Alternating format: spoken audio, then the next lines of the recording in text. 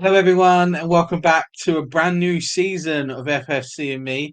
Firstly, I'd like to thank everyone who has liked and shared the show from season one.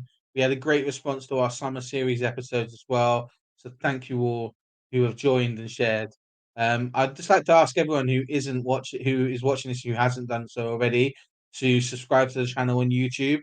The more people we can get to subscribe to the channel, the more Fulham fans we can get to come and join us and find and it will help the show grow. This season, we've got a few really cool guests due to come on in the first few weeks of the show being out. This week, we're meeting Ben, who's a teacher who lives in Northern Ireland. We learn about him being a Fulham fan growing up and coming to games with his dad before moving away. And we also discuss his top threes and we get his entrance into the second season's FFC Cult Hero Hall of Fame. Thank you very much. I hope you all enjoy. Hi Ben, how you doing? Oh, good. Thank you, Ash. Thank you very much for having me on. Very It's a privileged pleasure to to be have with you you, on, mate. mate. It's a pleasure to have you on, mate. This is obviously episode one of the second series of FFC&Me, so no pressure, but we're hoping to start in a storm. Tell us a bit about yourself, mate. For anyone who doesn't know who you are. Yeah, well, like I said, my name's Ben. I currently live in Northern Ireland. Moved here a couple of years ago with my wife because she's from here. But I'm originally from the Twickenham area, so West London. Technically, I used to live closer to Brentford than I did Fulham. I know that's a bit of a safe word for this podcast. We're not supposed to say that word. But I was born actually in Queen Mary's Hospital in Roehampton. So, like, that was at the local hospital, really. But that's not why I came about supporting Fulham. I actually supported Arsenal for a few years, thanks to my auntie. She just kind of got me the bit of football. That was like the Ian Wright era. Although to be fair, it was good football actually. But then my dad took me to. So I hadn't really gone to many football games before that. I went to see like a charity match for an Arsenal game. But I never actually went to see a professional game. And my dad supported me supporting Fulham since the 60s. And a game came up on January the 1st, 1994. And I know we're just talking before the pod that you might have gone to this game and our paths might have even crossed and we realised. So it was January the 1st, 1994. Do you want to have a guess who they were playing that day on New Year's Day? It was Division 4. It was Division 4 in those days, wasn't it? So yes. Well, during those days, they used to try. They used to try to keep us semi-local to who we were playing on New Year's Eve and Boxing Day, but I wouldn't. I don't remember. I'm not even going to pretend like I remember. Well, there's only going to be one obvious club at that time who was down the bottom with us who were local. It was Brentford. It was it was like a local game, and it was freezing cold. You're probably looking maybe 3,000-4,000 people. Do you know what I mean? Like, the derbies now of the Premiership era, it's packed out stadiums. It's hard to get tickets.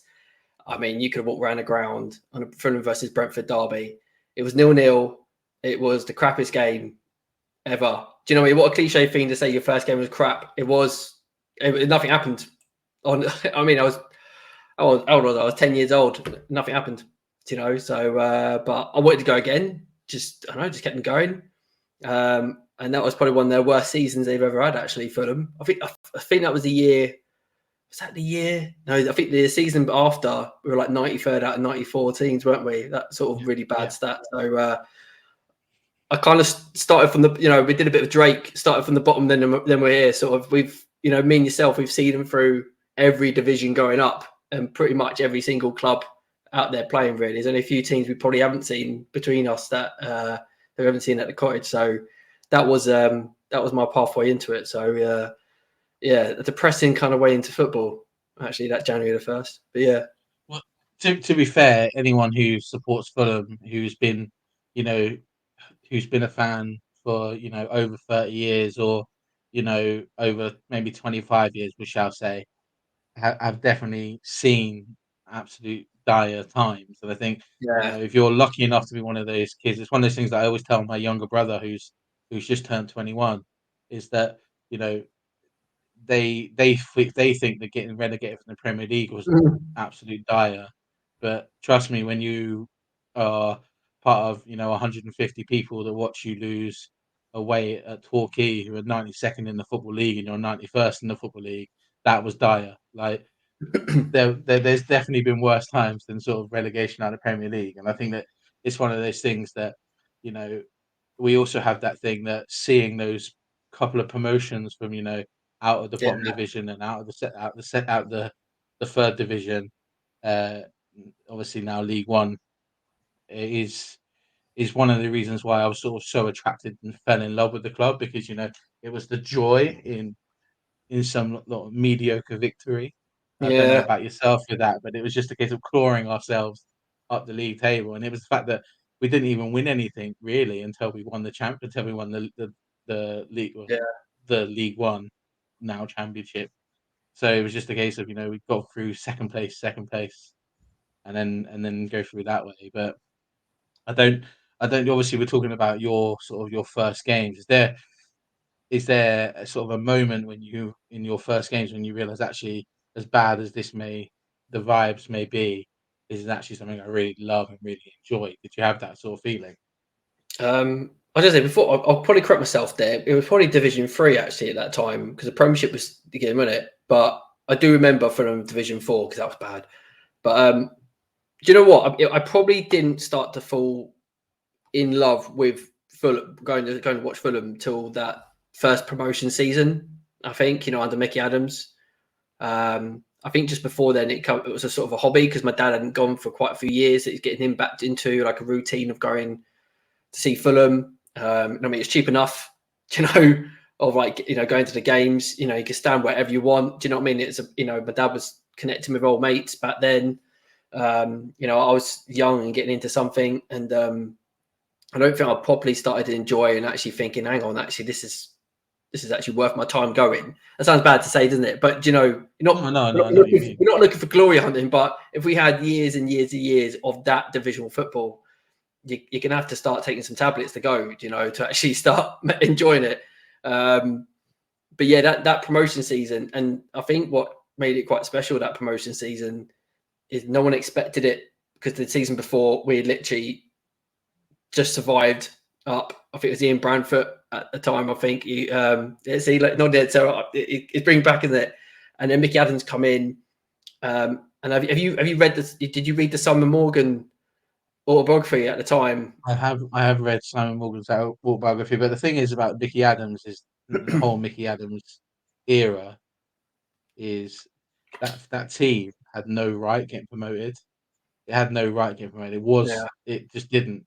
But sort of that ragtag bunch of misfits and players that were castaways elsewhere that we brought together and sort of pushed into that promotion team. They're so special, and it is yeah, one of those things that when Mickey Adams came back last season to get his Forever Fulham award, that's one of the, other than when Roy Hodgson got his, is one of the only times I think I have been so overly overjoyed to see someone get that award, because yeah, they deserve the recognition that he got. And also seeing him, he had a little tear in his eye when he was getting it, because of he didn't realize just how well of high esteem he was held by Fulham fans. yeah, I love Mickey Adams. Like that Mickey Adams team is.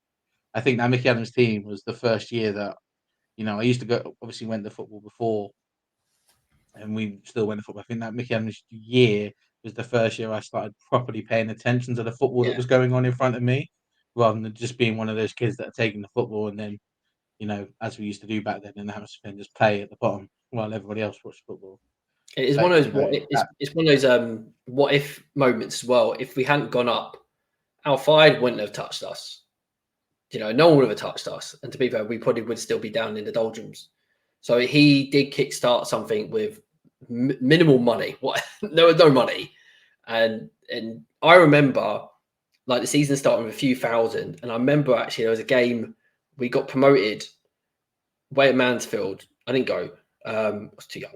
And then the next game was Northampton at home, and Northampton was big playoff contender, and we had 10,000 turn up, and it was the most I've ever seen at the cottage, and the noise was deafening. I remember being so loud. I couldn't, it was just something I remember vividly. We lost 1-0 actually that game, I think, but it just showed he got the ball rolling. It's such a cliche thing to say, but he really did. And without him and that sort of group that he brought together, the success we have now, you can definitely argue it wouldn't have happened. Do you know what I mean? It wouldn't have happened.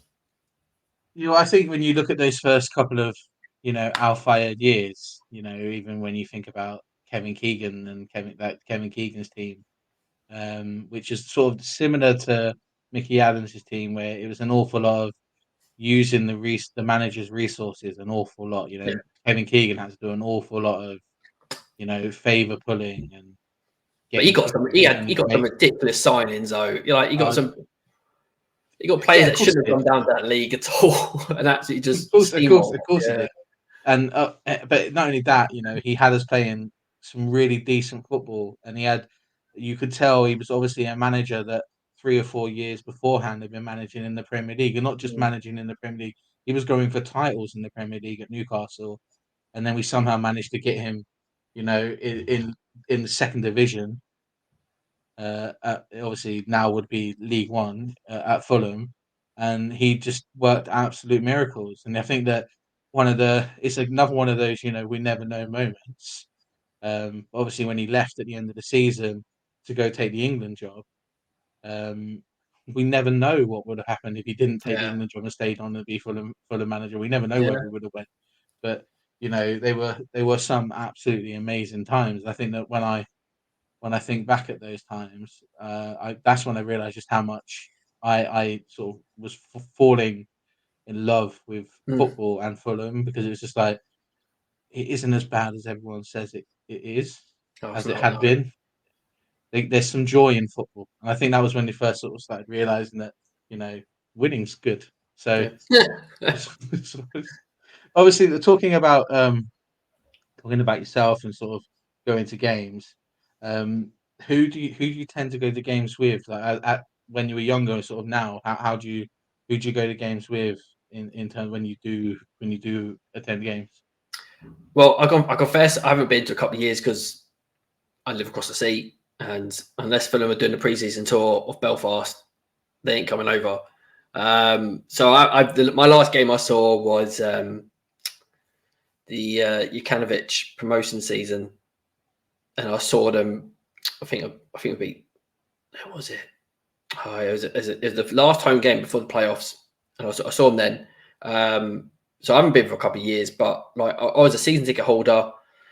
You might have been this. Do you remember the Safe Campaign Juniorship membership at Stevenage Road? Do you remember that? And you get in for £1. Like, what is that about?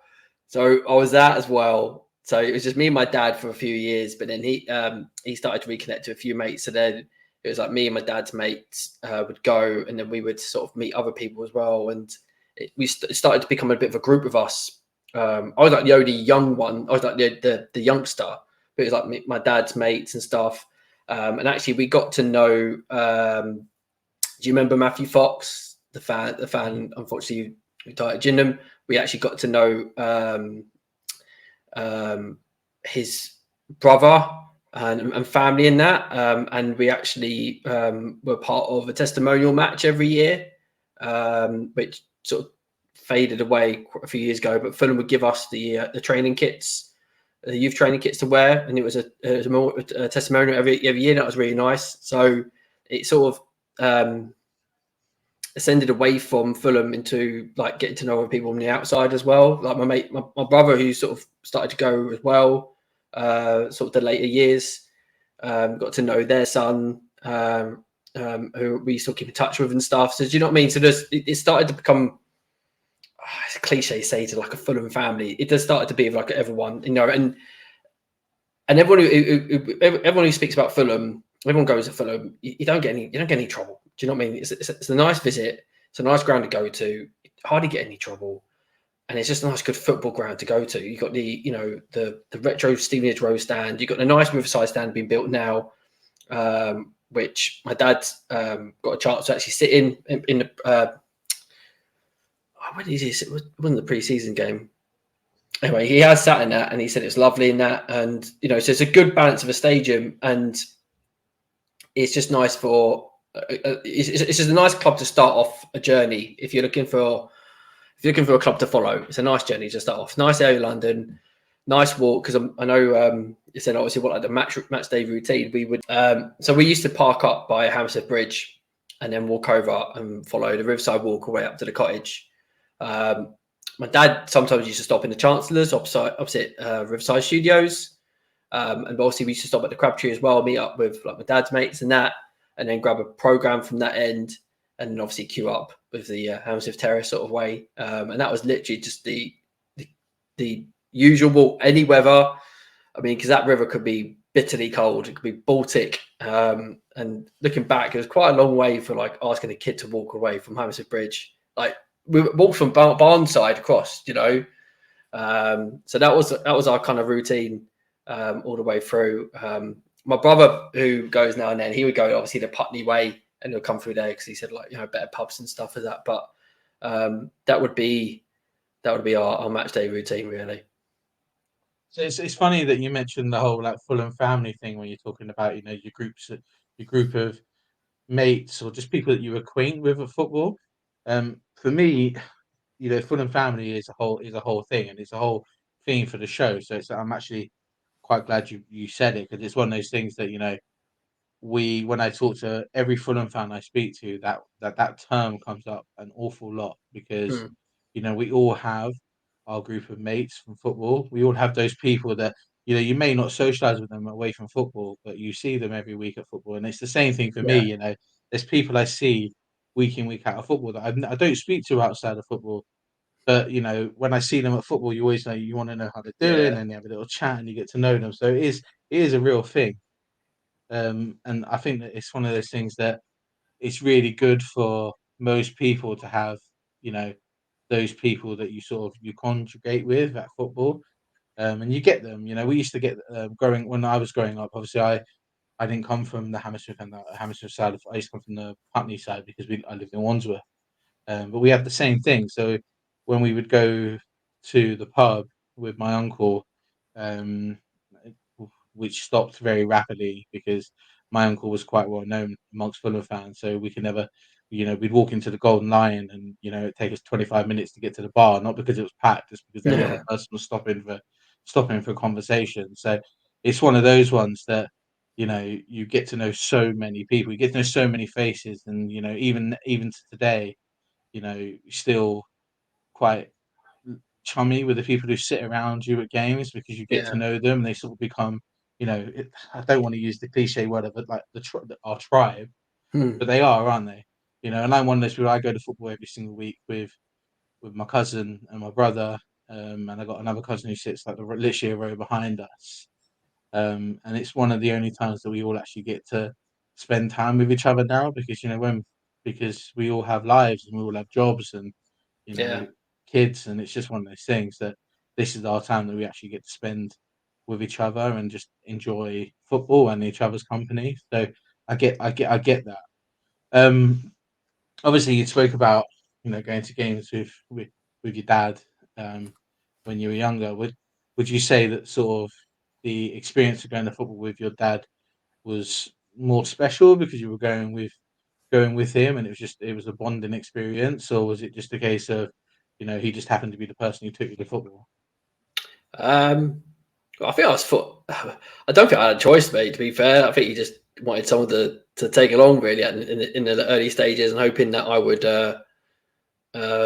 get a sort of like a passion and urge for it. Really, like I said, he used to go, for decades, when he used to grow up and that, and I think it was an opportunity for him to sort of rekindle that kind of passion. Because sort of looking back, listening to what you kind of said there, I think for my dad it was an outlet for work hard Monday to Friday, and that was his outlet. Fulham on the Saturday, and I used to go football training on a Saturday morning and then go straight to Fulham after, and that that would be our routine, sort of every day really, and that he kind of lived for that really, and I think, and every time I speak to my dad now, I think he does miss that kind of outlet. It's too expensive for him to go, these days. He's sort of been priced out of it, and and you know, for that kind of Fulham family from back in sort of like, you know, the 90s, early 90s have kind of faded a bit. Do you know, and I'm not, this is not a criticism, whatever, it's a new generation of fan, you know, it's Premiership culture, isn't it? Do you know what I mean? So unless you've got a season ticket, and you, like you said, you're around other season ticket holders that you probably do know, and you know, this is not being unsociable, because you know, you get to know different people all the time. But then if he wants to sit somewhere specific, then he's not going to have that luxury. You know, you have to just get a choice of where he wants to go, really. So he doesn't really have that kind of luxury, that kind of outlet at the moment. So I kind of get, I get why people go to Fulham games, and actually go to any football game in general, because it is an outlet away from life, and that's their thing. Do you know what I mean? So I've tried to not take it as serious. There was a part of me when going through sort of late 90s, early 90s, I took it really seriously. Do you know what I mean? Like, I was really, really passionate. Do you know, my dad used to be fuming after a game if we were lost or something like that. And we used to talk about the game after. We used to give ratings out of 10 to the play, you know, we used to rate the players and stuff. And but we both, you know, life, although you're feeling your passion, you know what I mean? It's life. Do you know what I mean? Like you said, you know, once you've seen Fulham down in 93rd out of 94, everything else is just cannon fodder. Do you know, like when you get relegated, or say Mitrovic does move on, it's cannon fodder. Do you know? But that's our generation of growing up. So I do get why people get quite right into it. You know what I mean? Do you know what? That had nothing to do with the question you asked, but yeah. There's a couple of questions that I always like to ask everyone. And one of them is, it's like the strangest place you've ever bumped into another Fulham fan. Where is the sort of the weirdest place you've ever sort of found yourself bumping into another Fulham fan? Do you know, do you know, I don't have an answer, because do you know what? I was racking my brains. I haven't actually met like a Fulham fan abroad or anywhere a bit weird. I feel like we're a bit of a lost soul sometimes. I honestly, because I'm a teacher by trade, and you'd think you'd meet a kid somewhere where, you know, who's just the odd bunch who would just have the Fulham badge or a Fulham pencil case or something like that. I have never come across, but only sort of, it's not weird, but I remember when I used to go, when I was at secondary school, there was a cute girl my year, and she supported Fulham, and she went and stood in Hampstead End. So like every home game, I'd venture out by the green pole, go down and stand with her for a bit to kind of, I don't know, make my move. I don't know. Nothing never happened. But that's like the weird. You can't even say weirdest because I at school. But honestly, I know it's a boring answer, but I haven't. Obviously, one of the other questions I really like to ask people is do you have any match day superstitions? So when you used to go to games, or even if like at home now, if you're sort of following on to a game, do you have any sort of superstitions that you like to stick to? That's another boring answer, mate. No, again, I was racking my brains thinking, did we do? I mean, because your routine starts to become superstition, doesn't it? Do you know what I mean? If we didn't park at Hammersmith Bridge and walk over, and we had to park somewhere else for a reason, it would throw my dad off. It really would. Do you know what I mean? Because he would get in like game zone, like fan. You know what I mean? He would get in the fan zone.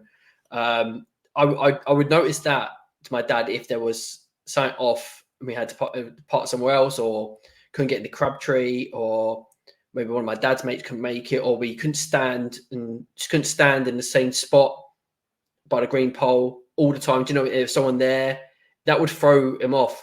I didn't actually have one personally, but I do remember. I mean, I sold programs at Fulham and Chelsea for a few years as well when I was 16.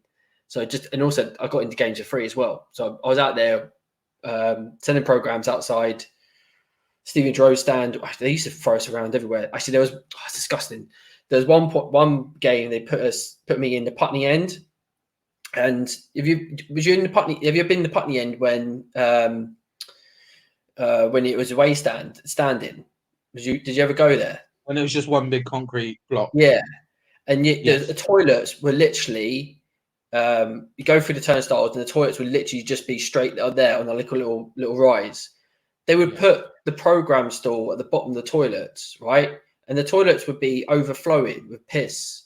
And I remember one game, I think it was QPR, and I was standing in QPR piss selling programs. It was disgusting. Like, and we used to have boxes sat there. I used to think this is absolute rank. I tried to make sure I went never in the away end ever again because the piss just flew downhill. It was mank. But I noticed when I was selling programs, and I just opened up, you'd always get an old bloke coming over and getting the first program out of the box because it was tradition or it was superstition, you know. And like, I remember my first time I did it, he went to grab it and I grabbed it back and I was like, mate, give me the money first. And he goes, I need to touch it before I, you know, he had these kind of things. I was like, okay, that's weird. But some people obviously did. They had to go to a certain turnstile to get in.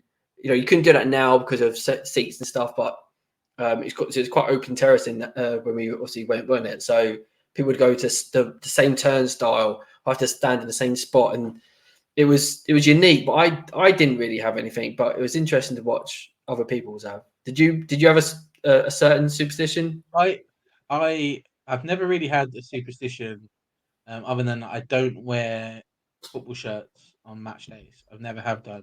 Why is that? I did it one time when I was a kid and we lost 4-0.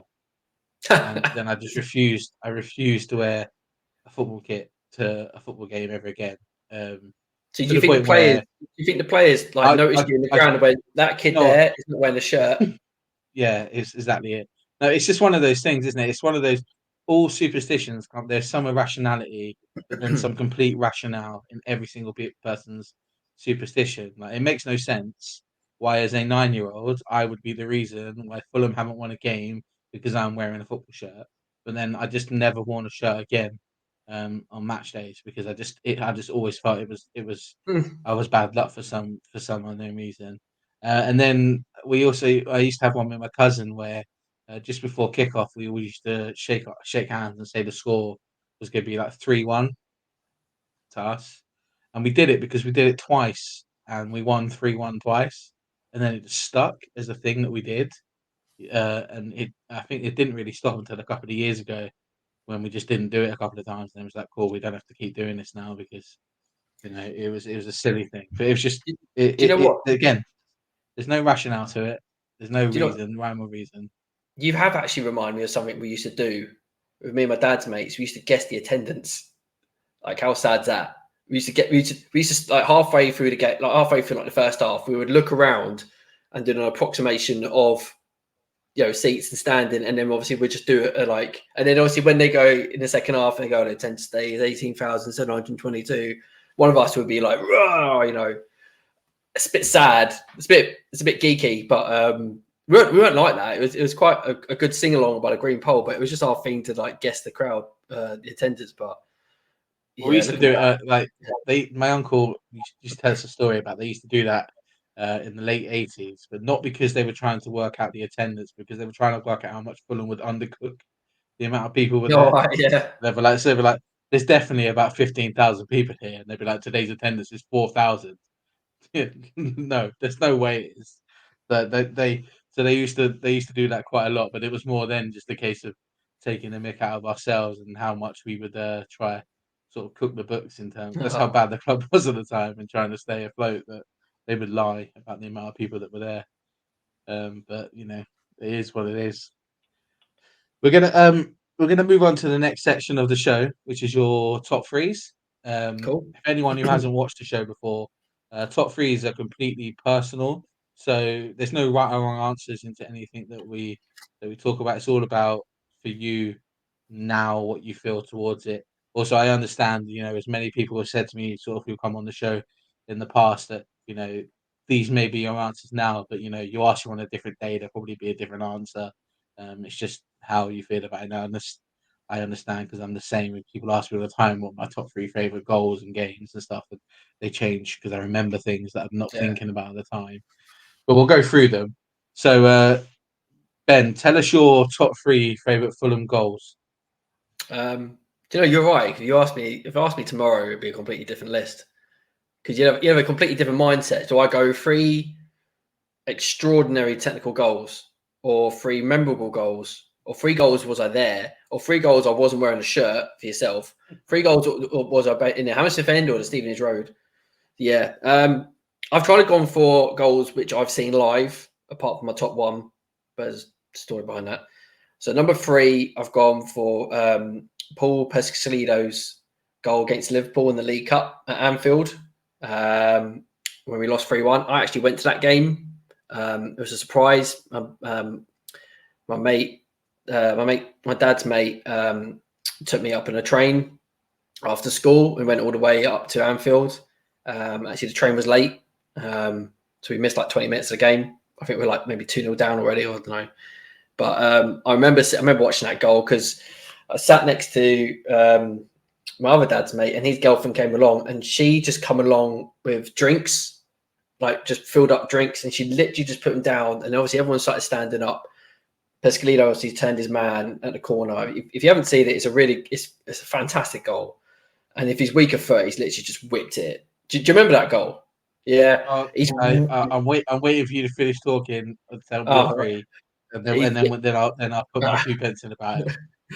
He's whipped it like top right corner, a cracking goal. And obviously, us at the time, we were very unfancied. Liverpool were a solid team. I think it was we were up for. We're probably going to get more, but when that goal put us back to 1-1, I think. And we all just went crazy. And I just grabbed my dad's mate, and his girlfriend was there, and the drinks just went flying. Then I remember getting this guy next to me just picked me up because I was young. He literally just threw me up in the air like some sort of FA Cup trophy. But that was great. I mean, like obviously we lost 3-1, but it was just such a great laugh, and that goal was just an outstanding goal. And it was great to see. So that was my number 3, really. So the top 2 is quite. It's not as much a surprise, to be fair. My number 2 was the Clint Dempsey chip versus Juventus because I was there. That Europa run only missed 1 home game. I think it could be in Basel. I was at the Roma game. I was at the Shakhtar. I was at Juventus. I was at Hamburg. And I was at, I can't remember who else we played in that group. Wolfsburg. I was at Wolfsburg. I think it's the only Basel game we only missed. And I was there. It was just such a phenomenal game. And the audacity of that chip, and I think he meant it. Every time it comes up on Twitter, like a repeat, I always try and watch his face to see if he ever looked up. He never looked up, but I'm 99% certain he's got the awareness of what he's doing, because you don't cross a ball like that to the back post. You don't cross a ball in that position like there with that play like that. So he's chipped that. He's done that, and it was just amazing. Amazing game, amazing night, and that goal was just special. And Dempsey was a special player. He was wicked. What a great player to watch. And number 1, I wasn't there, but I watched it live. I was actually at a stag do in Berlin, and it was the playoff final where Tom Cairney scored against Villa, and I was gutted when we got. It sounds really bad, isn't it? When Dennis Adoy scored that amazing header against Derby and said it's the playoff final, and I looked at the date and I was like, I can't go to Wembley. Do you know what I mean? It's one thing I have not done with Fulham, and I still haven't done with Fulham. I haven't gone to Wembley with Fulham. I was like, I was absolutely gutted. Obviously I'm there for my mate, but it's heart wrenching. But I made sure. I said to my brother, make sure you take my dad, because my dad's actually got a sad story, because he. The 1975 FA Cup final, he built up coupons to collect for the tickets for the FA Cup final. He went to all like the home games, the FA Cup, and he got to the ground and the tickets were sold out. And then one of the players came out. I forgot who it was, and I'll try to find out for you. And one of the players came out because they were leaving for Wembley the next day or something. And my dad told me he couldn't get a ticket. And the player actually went back in and got him a ticket. Dad ran home. Was like all joyed and stuff like that, and his dad at the time said, no, you can't go. It was just horrible. He just said, no, you can't go. And I felt like such a crushing story. For some reason, he just wasn't allowed to go. So I said to my brother, make sure you get him a ticket. Mum and dad went, my brother went. Do you know what I mean? And every time you see like Tom Cairney's goal, the eruption of the crowd for me is what makes that goal. And it's lovely ball through, just clean finish. And it's just, my dad, I remember my dad was saying when you're walking down Wembley Way, and he said it just felt that day was Fulham's. Do you know what I mean? You had the momentum. There was, you could feel it that we weren't going to lose that game, and it was tight at the end. Though, do you know what I mean? They're going down to 10 men. You know, if it went extra time, we could have lost that. I reckon. To be fair, I reckon we run out of steam a little bit because they were piling the pressure. But that goal with the eruption, it just sits with me. I love watching that over and over again. And I actually, on my stag, on my mate's stag, I was watching it over again to a point where actually you're saying, "Are you still watching that?" I was like, "Yeah, I'm watching that again. I want to, I want to be there." You know what I mean? So, yeah. But there's my top three today. Tomorrow, be a different top three. So we'll go through those top three, right? And we'll quickly just do the Dempsey and Kenny one because they're two that come up all the time on the show. Yeah. We talk about them all the time because of what they meant and what they were. So I don't feel like I need to speak about them too much because anyone who's watched the show before will know that we spoke about them in length. And funny enough, we've also spoken length about the Pescadillo goal at Anfield. But it's one of those ones that I would always give more time to talk about because growing up, Paul Pescadillo is my Fulham hero. He's my guy. Right? I loved him growing up. He was the striker that when he used to pretend to be a player on the playground, he was the guy I was always pretending to be. I loved him, and like yourself, I was surprised that I was taken to that game.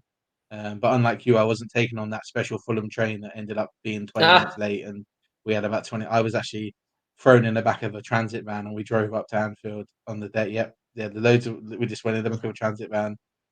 Things you would not legally get away with now, and driven up to Anfield, and it was the very first time I'd ever been to a Premier League football ground.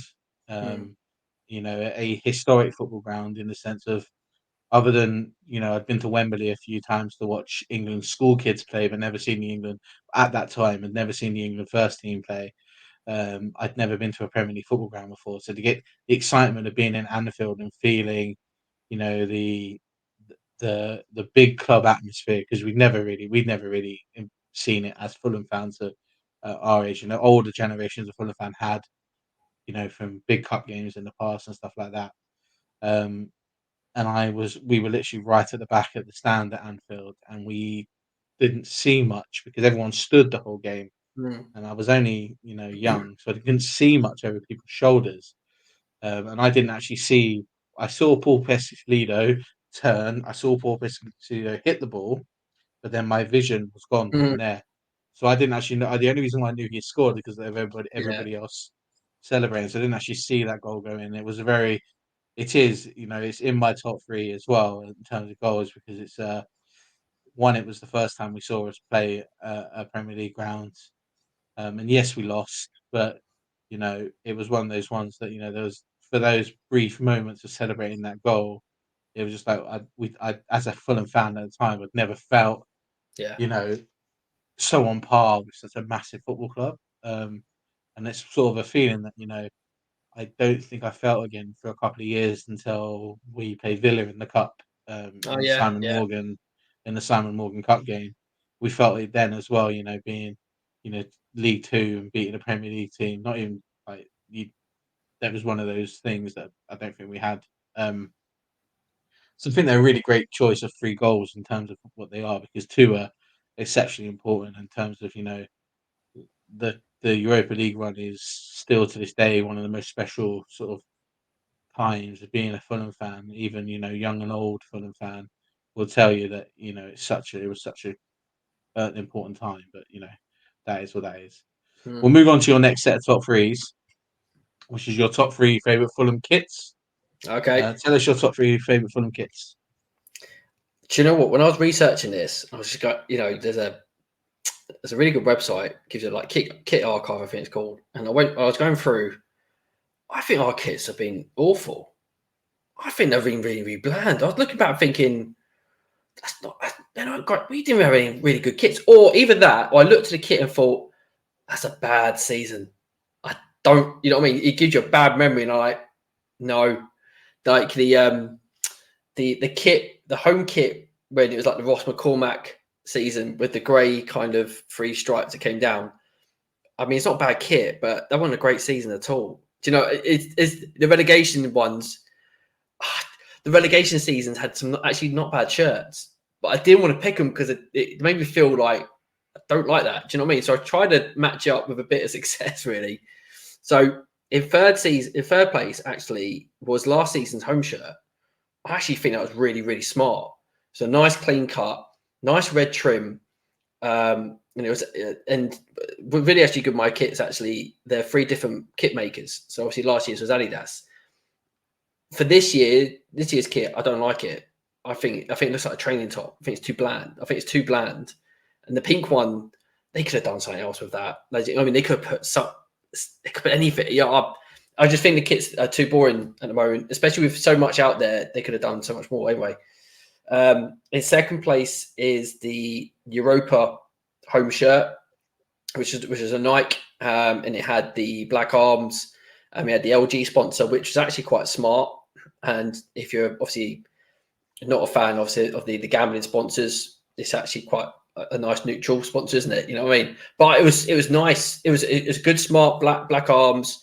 Obviously, traditional black shorts and stuff. It was a really nice sleek kit. And my top one was actually an away shirt from years ago that I actually owned, and I took it with me because I did some football coaching in America in 2005, and I had the blue Puma. It was a dabs.com one, and it had like sort of a white kind of cut on the arms. I think I remember. And I just love the blue. I thought our away shirts have actually been a bit better than our home ones. Actually, I even looked at the green gold Harrods one. I actually didn't mind that. I actually thought that was not too bad. And the yellow shirts have been really good. But overall, I don't think our kit archive is very impressive. I don't know what your opinion on that really is, but for me personally, my personal view is for home shirts, I do quite like I like a really clean looking shirt. So there are certain things that I do like the shirt you're currently wearing, with the black collar, a little bit of red.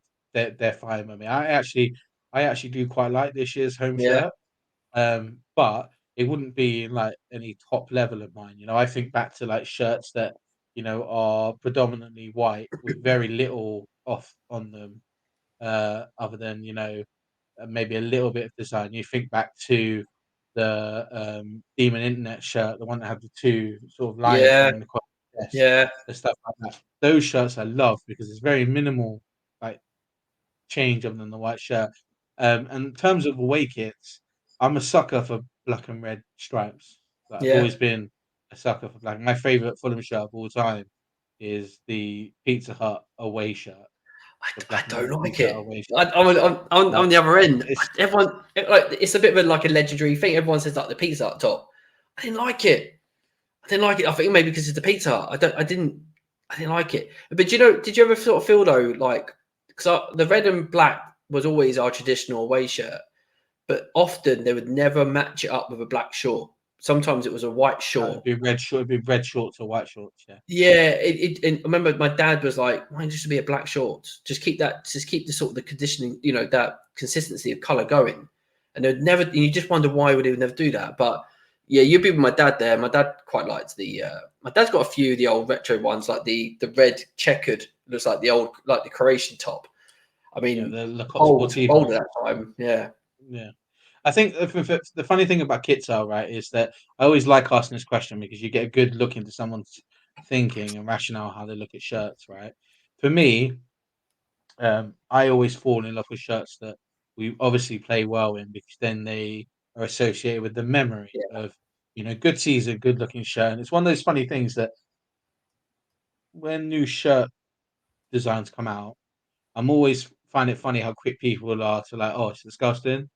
I don't like it because I can guarantee you, if it's an ugly shirt but we win in it or we do well in it, it's an amazing shirt by oh the end of yeah, the yeah, season. yeah. It'll take And it'll take its own identity. yeah, so Um, it's one of those things that I like asking that question because there's different ways people look at shirts. For me, I'm very much a memory. So all my favorite Fulham shirts are always memories in those shirts. And there are some people that go solely on how they the design of those shirts. It's like hmm. for me, I really hated last year's mint green shirt. But the reason why I hated it wasn't because it was mint green. It was because of the absolute rubbish we were told about it being about like the bricks of the Riverside, the bricks of Stevenage Road, and they were meant to inspire it. When there's a team in like Slovakia playing in the exact same kit, just slightly Yeah. different colours. Like that was they're the only things I didn't really like. But the kit one is always an interesting one because I always like to see how people think about it. We're going There's to move on to your top three favorite Fulham games. yeah. Tell us your top three favorite Fulham games. I I was just thinking, like, again, it's one of those questions where if you ask me tomorrow, it'd be completely three different answers. So I've tried to go on a bit left wing with the number three. I've gone. It's basically it was a game when I kind of thought we're starting to kind of really make headway here, and it was Giant Killing Cup game in the Worthington Cup in 1999. It was versus Tottenham when we beat them 3-1. And I researched. I remember because I was behind the goal, stand behind the goal of that game, and I remember Jeff Horsfield running through and making it 3-1 with a lovely little finish.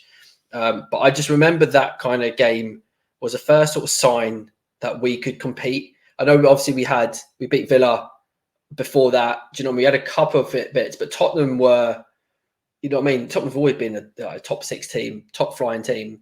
You know, they had Ginola at that point. And I just kind of we played him off. He played him off the park that game, and it just felt like Fulham were starting to even push a little bit further than we kind of really wanted to. Because we had Alfide in his 5-year plan getting to the Prem, and it started to feel like actually, hang on, this actually can happen. You know what I mean? Because were we Division 2 that time? Were we like be League 1? I swear we were. Was it Keegan era? It was League League One now. Now 99 would be League 2000. One Division 2. Because Barry Hale scored, Wayne Collins scored, and Jeff Horsfield got third, and I researched Stefan Evenson scored for Tottenham and their sort of their goal there. But that was the first game I felt like, right, we're actually going on to something special. Like we actually beat Premiership teams on a regular basis here. Do you know what I mean? I think when we got knocked out by Man United in the cup maybe that year. I'm not too sure, but we started to actually compete on a high level really. Second game, I watched this on Sky, and it was versus Blackburn Rovers in the Tigana era, and that was such a big game. All the hype because Souness was saying how like actually they were the better team and stuff like that when they weren't. They had a good team. I remember that because they had like Matt Jansen. Who else did they have there? I mean, they had a really good team, good solid team, and it was always Fulham and Blackburn sort of leading the way there. But it was a really dogged performance where Brevitt sent off. Sahar scored after a mistake from their goal. I think he dropped it, didn't he? Yeah, and then we rode our luck. Not I want to say rode our luck, but we were dogged and we just sat for the rest of the game really. And if any time that Sean Davis goal gets played on like Twitter or something, again, it's another goal I like to watch over and over again. You had Clark getting it from like Goldbeck, and then obviously it was like a deflected kind of cross, and Davis was in the right position, and pandemonium in the away crowd. I mean, that looked crazy to be in, really good. And again, it was the first sign of Tigana getting emotional. Do you know what I mean? Like he come out of his shell, like he really wanted it. So I just remember that being a really good game. It wasn't a great game, but it was an occasion to watch. You know what I mean? Number one is the semi-final home game of the Europa run against Hamburg. Unfortunately, I didn't get to go to the final. I mean, I was teaching at the time and I couldn't get the time off, and the tickets just went. You know what I mean? You know, cost and stuff. I couldn't do it. But that game was an emotional wreck. I've never sweated so much in my life just through emotion. Do you know what I mean? It was a warm evening, but I wasn't hot. I just remember sweating just because it was just nerves and tension, and like Simon Davis's goal. To be fair, it's three amazing. Like Gira's winner was technically it was a great goal, but it wasn't the Madeline Petrick's free kick which is the most underrated free kick you ever see yourself live. It flew in.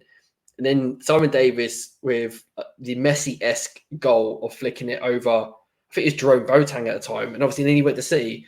And then obviously Gira's goal off that corner. Like, my dad went that game. My brother went that game.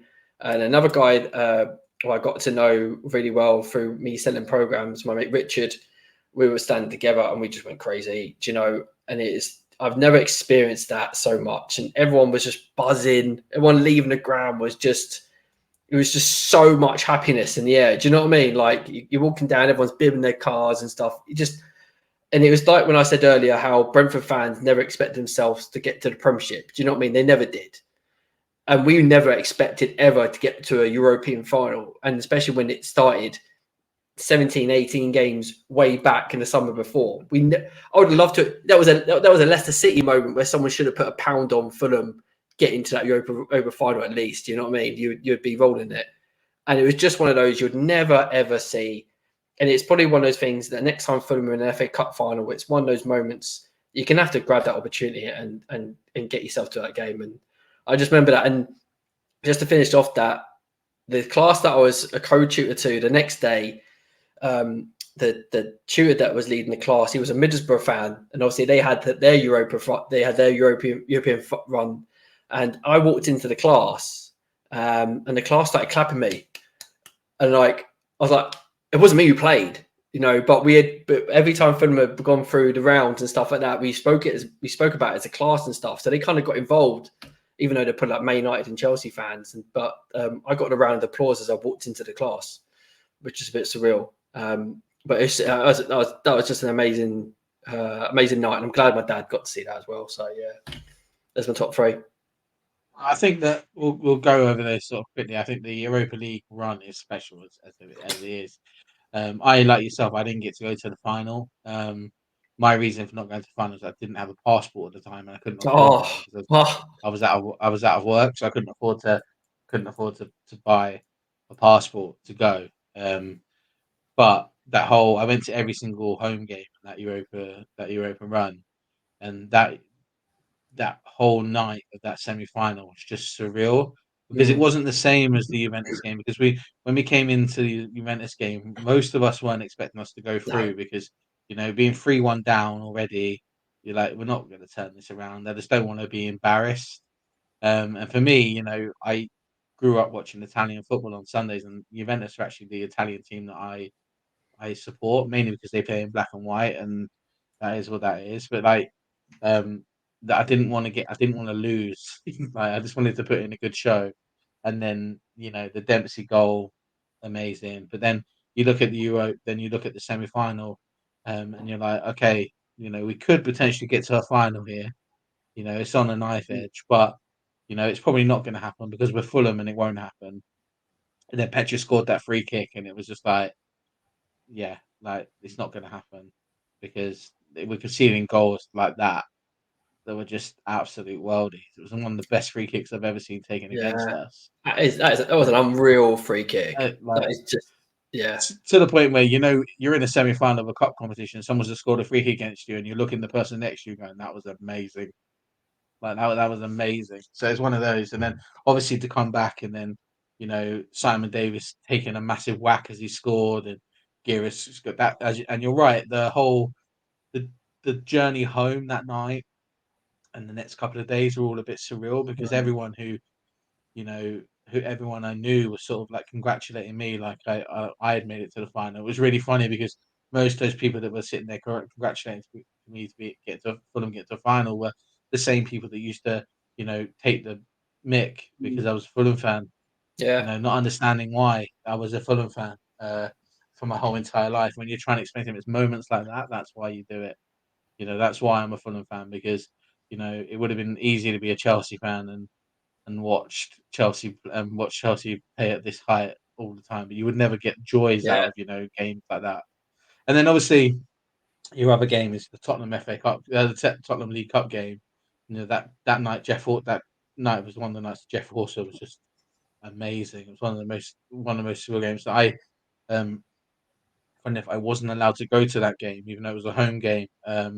because I had a school trip the next day. Oh So my dear. mum was like, you can't go because you have to be up really early because you're going on a school trip somewhere. We had to be at school at like 6 a.m. to get the coach somewhere we were going. So that mum was like, you cannot go because you can't be getting home at like midnight and then out the door at 6. So I watched it because it was on Sky. I remember watching it and just being in absolute awe of that whole game. And I think that, you're right. You mentioned it. I think the only thing that sort of topped it cup wise that in those couple of years, other than like the Villa away game at Villa Park, was the Man United Cup game, the Man United home cup game that we lost. When Fabrice Fernandes scored that absolutely Yeah, I amazing remember free that. kick, and that I was remember that that. was one of the only times where I sort of remember being so excited that, but also feeling like, you know what, we could be a Premier League team. Yeah. We could actually give a good showing for ourselves. That Man United game for me was the one where it's like, yeah, we've lost the game, but we've not been embarrassed. And in fact, we pushed them really, really far. And I think we gained an awful lot of respect from those two games, from a lot of football fans. I know a lot of my Tottenham mates at the time were quite like, actually, you guys were really, really impressive. And when you try to explain to them, we actually had 4 players missing in that game. Mm. It is what it is. We're going to go on to your last set of top threes, which is your top 3 favorite moments and memories. Now, for some people, these are games, but these could just be moments around games. Don't actually have to be games in itself. But what are your top 3 sort of favorite moments or memories as a Fulham fan? Well, I tried to go away from like just pure games. And like I said, I've done the whole shebang. I've done actually, wait, no, I'll go over that. I've done the halftime penalty shootout. I had a chance to do that. I've done that. I've played on the pitch. Um, I met loads of players and stuff like that. And I've more or less sat on every stand as well. I've worked there as well, so I've done a lot to do with sort of films. I kind of was trying to think what kind of memories I could take from that, and my top 3 memory, the third one was how random was this? So when we had that, when Roy Hodgson took over and we had the relegation run in when he saved us up, and the last game of the season was against Portsmouth. Now that day, I was working for Brentford as a football coach, and we had been at an event somewhere. And my best mate at the time, he was also a Brentford fan, and obviously their season had finished. Obviously they were a different division at the time, so we went to one of the Brentford corner pubs. I was trying to think which one it is, and it's actually called the New Inn. So it's a restaurant there because obviously Brentford had the 4 pubs, didn't they, on each corner of the ground? And we went to one of them, and in one room they had the Premiership title running, and I think it was Man United. Oh, who was it? When Man United drew against Middlesbrough, I can't remember who won it. Who won it? Anyway, and in the other room, and that was packed. Everyone was watching the Man United game. And the other room, you had the other screen with Portsmouth versus Fulham, and there was me and a couple of others in a Brentford fan pub, watching obviously Danny Murphy scoring a header. And I just thought, this is quite cool, actually. You know what I mean? We're getting saved up, and actually in a Brentford fan pub, and everyone's over there. Cheering on Man United, and they didn't win it. So that I always thought that was quite a surreal kind of memory to have, especially obviously working with Brentford as well. My second memory was I was actually a mascot on my 12th birthday, Fulham versus Brighton in the promotion season, the Mickey Adams promotion season, and I got to go in obviously the Craven Cottage change room and meet all the players in there, and like I said, mentioned earlier about how that kind of ragtag kind of team, and meeting them all there, they were just ordinary blokes. Do you know what I mean? They were just ordinary players. They weren't, I don't want to say the word corrupted by money for the players who do it these days. Do you know what I mean? Because that'd be unfair. Because obviously we'll, There was no superstars. There was no yeah, superstars all the way there are up. no egos. Yeah. Yeah, there are no egos. Do you know what I Yeah. mean? And I had my birthday card there. And I went around and got all to sign it. And I met Terry Angus, and there's Rob Scott, and my dad's chatting away to Mickey Adams for half an hour. I think the bell went for them to kind of go, and my dad was still chatting to him, and just wouldn't let him go. And I remember going through the tunnel, and I remember, right, okay, obviously we run out with the players, but I didn't realise that they weren't right behind me. So I sprinted out the tunnel and everyone started clapping. And there was like, there was a couple of seconds pause before like the next player came through because I just bolted off. So I kind of got the crowd to clap for me. That was quite cool. But that was really cool. A bit of a horrid game actually. I think we won 2-0. I think Mark Blake scored a penalty. I was trying to research back who scored those goals, but couldn't find any information really back anywhere. But that was really good. My number one sort of memory. I used to have braces, and I used to go to the go to Queen Mary's, have them all done. And Fulham used to train at the Bank of England playing field for Hampton. So I knew they were training that day, and they were training that day before the Liverpool game, or the cup game that we spoke about earlier. And I was with my mate at the time. He kind of bunked off school. So I had a day off school anyway because I would get my braces. So we thought we'd go to the Bank of England playing ground, and you can actually just walk in. Do you know? It's not like now where security, you can get in. We just walked in, walked up to the playing field, and just watched them train. And then John Solarco was dribbling the ball around. He was sort of like on a rehab kind of session. And then he started knocking the balls about with us. Do you know what I mean? And I thought, I'm playing football here with John Solarco. My mate then went in goal.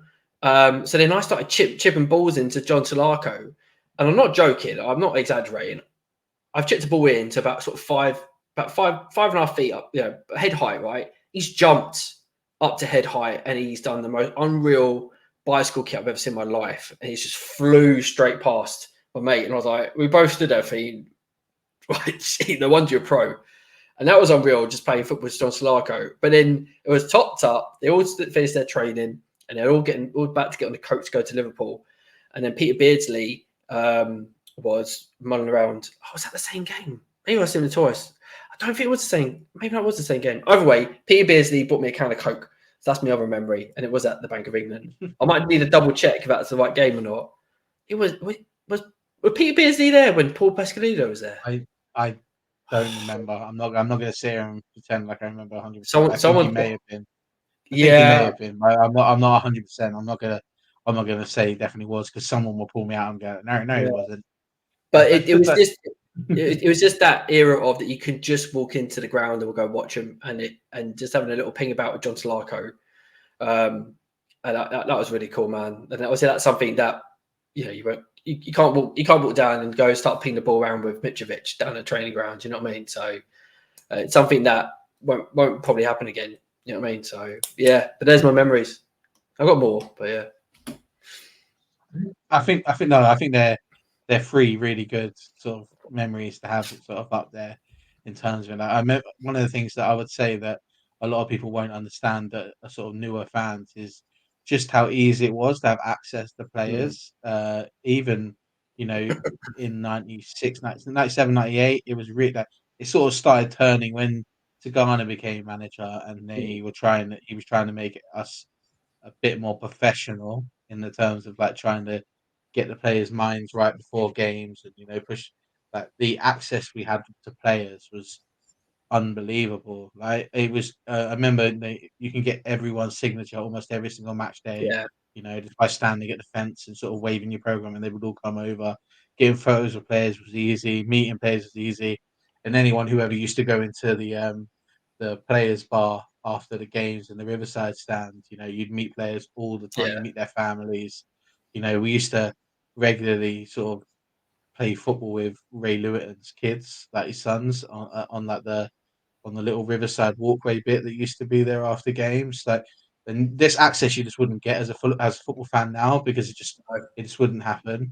But some of the memories you get from it, like no one else is going to have a memory of just thinking balls into John Solarco playing football. Like that's absolutely that is sort of amazing. And then that, but I think there's some really good memories. We're going to move on to the last section of the show. For anyone who isn't who's new to the show, hasn't watched it before, we always like to end the show doing our FFC&Me Cult Hero Hall of Fame. A cult hero is sort of self-explanatory. It's not necessarily the greatest footballer who's ever played for Fulham, but it's a player that you love, sort of maybe not more than any other, but when you think of Fulham and you think of like your deep-rooted love of the club, they're players that just sort of make you so happy to remember. So Ben, do you want to give us your entrant? You're also the first entrant into this season's Cult Hero Hall of Fame. So we're starting a clean slate. Who is your Cult Hero Hall of Fame entrant? Do you know what? Because I'll give you the other nominations before I give you that guy, because I'm looking at it now and I'm thinking, yeah, it's got to be that guy. Like, obviously, we said about obviously me and yourself, our paths probably crossed at Hammersmith Terrace at some point, and obviously we grew up with like Terry Angus and Robbie Herrera and stuff like that. And I remember Duncan Jupp was a really good right back, and he got sold off to Wimbledon. And then I really liked Rory Hamill. But then I look back and think, actually, he didn't make much of that impact on me. I just liked him. And then I really loved Moussa Dembele, Mark II, not Mark I, Mark II. He was just such a great player. But again, I'm actually like, but he didn't sort of like start my kind of pure love of Fulham. And I kind of do have to give it to this player. It's got to be Sean Davis. He came up through the academy and he played through those divisions. Obviously, he didn't play obviously the bottom, but he played through those promotions, and then obviously he solidified himself in the heart of that midfield. He was an all-action player. He could score, he could tackle. He loved being there as a Fulham. He loved the crowd, and it showed you obviously that he still is part of that kind of club. And it was gutting when he got sold to Tottenham, but you can't blame him because, do you know what I mean? When a team like Tottenham, Chelsea, United, Liverpool, do you know what I mean? It's someone's career. You want to look back, and people might have the argument with Kane at the moment. Do you know what I mean? With going to Bayern and stuff, and you can't blame them if they want to move on to try and realistically win something. Do you know what I mean? So, but for me, Sean Davis was someone why every game I was really looking forward to watching, and he was like the player that I would protect from criticism from my mate's dad. Do you know what I mean? So, and he actually is. I actually got his name signed. I realised Sean Davis 23 is at the top there, so he's on that shirt there. So he's my introduction to your Hall of Fame.